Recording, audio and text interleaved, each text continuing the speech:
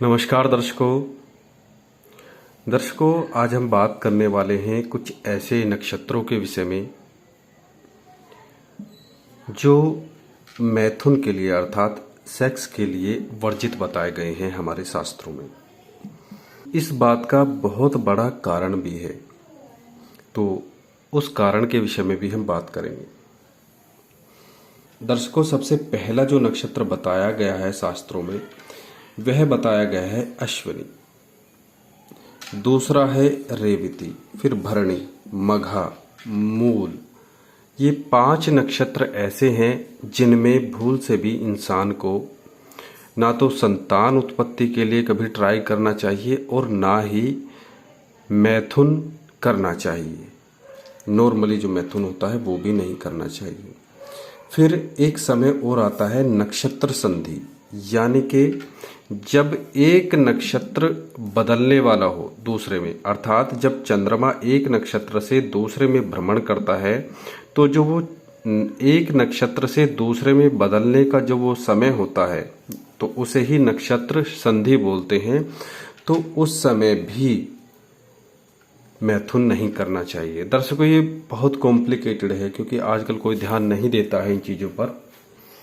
दर्शकों, ये आपके लिए काफ़ी कॉम्प्लिकेटेड पड़ सकता है क्योंकि आजकल हिंदू कैलेंडर कोई नहीं देखता है मैथुन के लिए, ना कोई मैथुन के लिए मुहूर्त देखता है। मैथुन की तो बात ही छोड़ दो, आप संतान उत्पत्ति के लिए भी कोई व्यक्ति जो है आजकल कैलेंडर में या तिथि नक्षत्र का विचार नहीं करता है। दर्शकों, प्रत्येक नक्षत्र के स्वामी ग्रह होते हैं। जैसे मूल नक्षत्र को लेते हैं, मूल नक्षत्र के स्वामी केतु। केतु व्यक्ति को मोक्ष दिलाते हैं। केतु व्यक्ति के चक्र जागृत कराते हैं।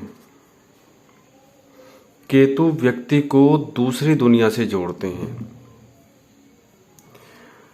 तो यदि कोई मूल नक्षत्र में संबंध बनाता है तो सबसे पहले उसके केतु खराब होंगे और फिर मूल नक्षत्र के जो देवता होते हैं वो भी अशुभ फल देना शुरू कर देते हैं, वो भी उस व्यक्ति की कोई सहायता नहीं करते।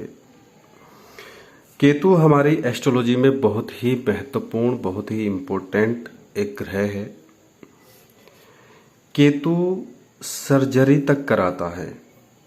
जब इसका फल आता है देने का तो व्यक्ति सोचता है कि भाई ये तो चलो मेडिकल प्रॉब्लम है, कोई दिक्कत नहीं। लेकिन जितने भी हमारे शरीर में कट लगते हैं, जो सर्जरी होती हैं, जो एक्सीडेंट होते हैं, तो और अंग भंग यानी कि जैसे ये उंगली यहाँ से कट जाना, तो वो केतु के कारण होते हैं।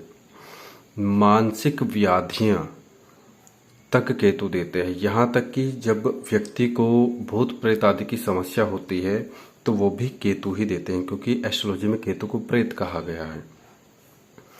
तो व्यक्ति सोचता है कि भाई हमने ऐसा क्या किया कि भाई हमें प्रेत बाधा हो गई, तो वो सब ग्रहों का ही खेल है। पॉजिटिव नेगेटिव इफेक्ट ये ग्रह ही देते हैं और ये भी जो देते हैं वो इन देवताओं के थ्रू देते हैं या हमारे इष्ट देव के थ्रू देते हैं। तो इसीलिए ऋषि मुनियों ने इनका विचार करा है। तो केतु जो है क्रूर ग्रह हैं, तो मूल नक्षत्र काफ़ी खतरनाक नक्षत्र बताया गया है। अगर कोई बच्चा मूल नक्षत्र में पैदा भी होता है तो भी जो है उसकी मूलों की शांति कराई जाती है। पंडित लोग उसकी भी शांति कराते हैं और शास्त्रों में ऐसा वर्णित भी है और प्रैक्टिकली भी देखा गया है। जो बच्चे मूलों में पैदा होते हैं उन्हें कुछ ना कुछ दिक्कतें होती ही हैं जो बताई गई हैं।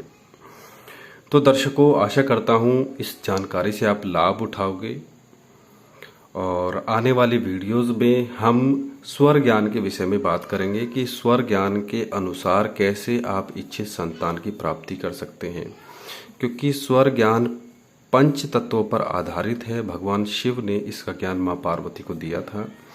तो भविष्य ज्ञात करने के लिए भी लोग इसका इस्तेमाल करते हैं, लेकिन हम बात करेंगे कि पुत्र प्राप्ति के लिए या फिर पुत्री प्राप्ति के लिए कैसे जो है इसका इस्तेमाल किया जा सकता है। नॉर्मली जो गृहस्थ जीवन जी रहे हैं वो नहीं जानते हैं, लेकिन जो एस्ट्रोलॉजी कर रहे हैं या आध्यात्मिक जीवन जी रहे हैं या योगासन या प्राणायाम करते हैं तो वो लोग स्वर ज्ञान को बहुत अच्छे से जानते हैं और उसका लाभ उठाते हैं।